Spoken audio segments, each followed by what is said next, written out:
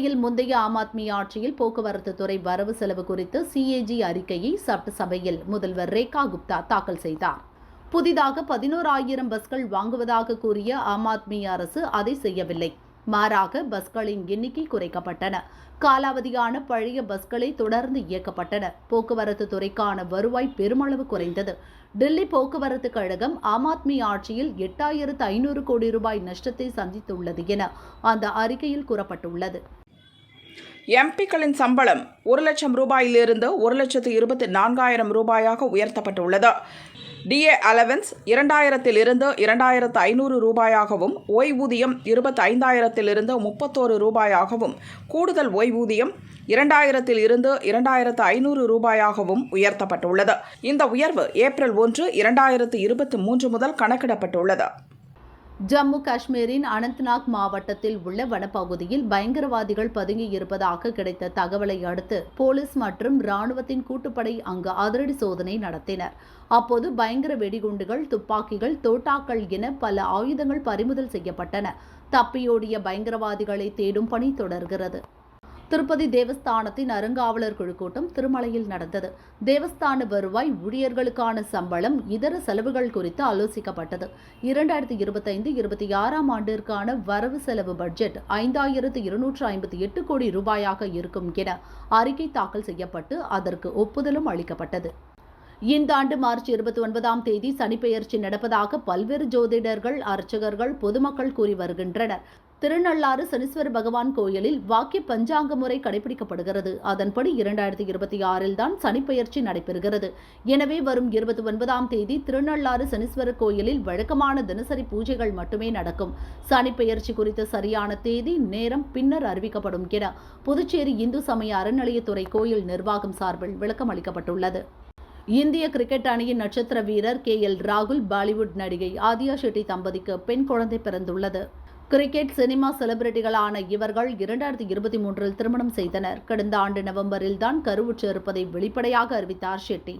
இந்நிலையில் தங்களுக்கு அழகான பெண் குழந்தை பிறந்துள்ளதாக ஆதியா ஷெட்டி இன்ஸ்டாகிராமில் பதிவிட்டுள்ளார். அதை KL ராகுலும் ஷேர் செய்து மகிழ்ச்சியை பகிர்ந்துள்ளார். இருவருக்கும் ரசிகர்கள், பிரபலங்கள் வாழ்த்து தெரிவித்துள்ளனர்.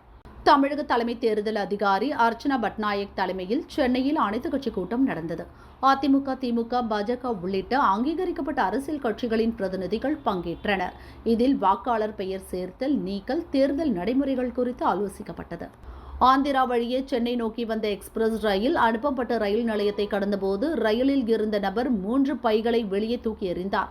தண்டவாளம் அருகே தயார் நிலையில் நின்றிருந்த இளைஞர்கள் இருவர் 2 பைகளை எடுத்துக்கொண்டு தப்பி ஓடினர். மீதமிருந்த 1 பையை பொதுமக்கள் போலீசில் ஒப்படைத்தனர்.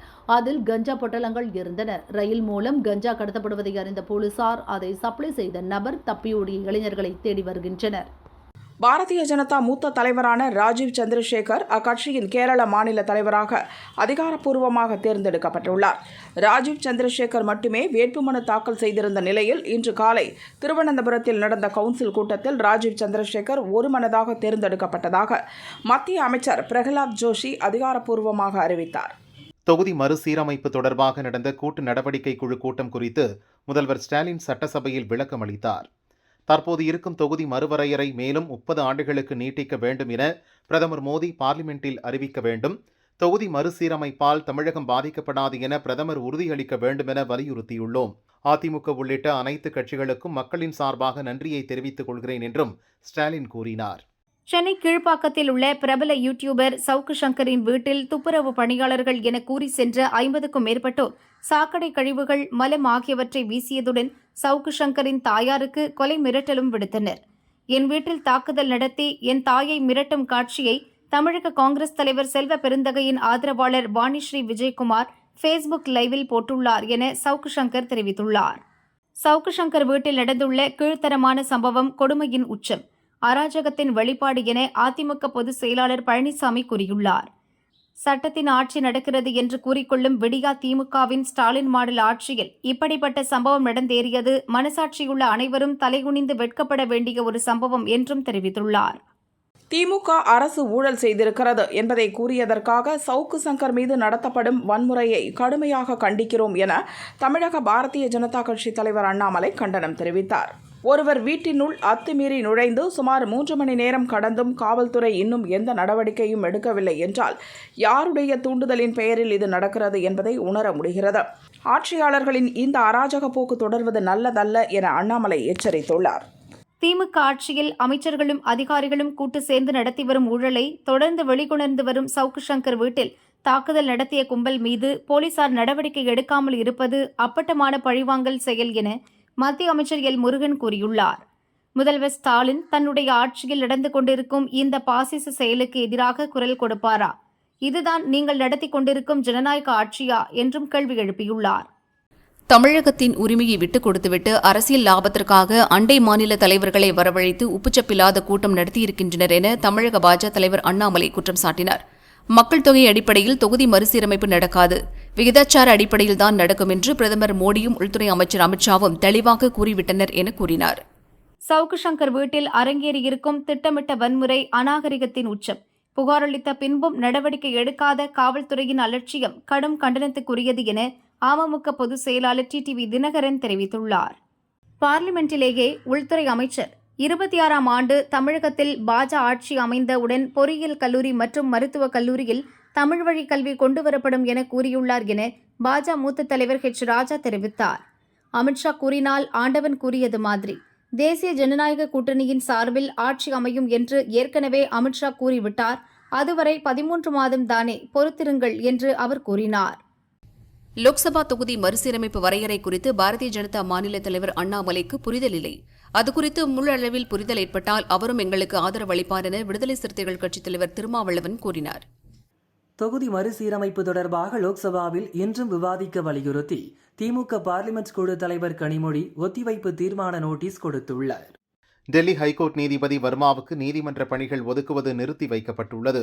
வர்மா வீட்டில் கட்டுக்கட்டாக பணம் இருந்ததை அடுத்து கோர்ட் நடவடிக்கை எடுத்துள்ளது. நான் அரசியல் அமைப்பை மாற்றுவேன் என்று சொல்லவில்லை, பல்வேறு நீதிமன்ற தீர்ப்புகளின்படி திருத்தங்கள் இருக்கும் என்ற அர்த்தத்தில் தான் கூறினேன் என தனது கருத்துக்கு கர்நாடக துணை முதல்வர் டி.கே. சிவகுமார் விளக்கம் அளித்துள்ளார். மேலும், நான் நட்டாவை விட விவேகமான மற்றும் அனுபவம் வாய்ந்த அரசியல்வாதி, எங்கள் கட்சிதான் நாட்டுக்கு அரசியல் அமைப்பை கொண்டு வந்தது எனவும் தெரிவித்தார். மராட்டிய துணை முதல்வர் ஏக்நாத் ஷிண்டேவை துரோகி என காமெடி நடிகர் கூறியதில் எந்த தவறும் இல்லை என உத்தவ் தாக்கரே தெரிவித்துள்ளார். காமெடி நடிகர் குணால் கம்ரா உண்மையை கூறி பொதுமக்களின் கருத்தை வெளிப்படுத்தியுள்ளதாக அவர் தெரிவித்தார். தெலுங்கானாவின் பன்ஸ்வாடாவில் நடந்த இப்தார் விருந்தில் பிஆர்எஸ் எம்எல்சி கவிதா பங்கேற்றார். தெலுங்கானா போராட்டத்தின் போது முஸ்லிம்கள் எங்களுக்கு துணை நின்றனர். பாரத் ராஷ்டிரிய சமிதி எப்போதும் முஸ்லிம்களுக்கு துணை நிற்கும். முஸ்லிம்களுக்கு எதிரான வக்பு வாரிய சட்டத்திருத்த மசோதாவை நாங்கள் எதிர்க்கிறோம் என கவிதா கூறினார். திருச்சி உறையூர் கமலவல்லி தாயார் கோயிலில் தெப்பத் திருவிழா கோலாகலமாக நடந்து வருகிறது. விழாவின் 6ஆம் நாளில் சாய்ந்த கொண்டை, கிளிமாலை, மார்பில் பதக்கம் மற்றும் திருவாபரணங்கள் சூட்டியபடி கமலவல்லி தாயார் வெள்ளி பல்லக்கில் எழுந்தருளினார். தீர்த்த குளத்தில் வண்ண விளக்குகளால் அலங்கரிக்கப்பட்ட தெப்பத்தில் வலம் வந்து பக்தர்களுக்கு அருள் பாலித்தார். குளித்தலை மாரியம்மன் கோவில் திருவிழாவையொட்டி மாடு மாலை தாண்டும் நிகழ்ச்சி விமரிசையாக நடந்தது. கரூர், திருச்சி, மணப்பாறை, திண்டுக்கல் உள்ளிட்ட 14 ஊர்களைச் சேர்ந்த நூற்றுக்கணக்கான மாடுகள் பங்கேற்றன. மாலை தாண்டும் போட்டியில் வேகமாக ஓடி முதலாவதாக வந்த 3 மாடுகள் மீது கன்னி பெண்கள் மஞ்சள் பொடி தூவி வரவேற்றனர். வெற்றி பெற்ற மாடுகளின் உரிமையாளர்களுக்கு பரிசுகள் வழங்கப்பட்டன.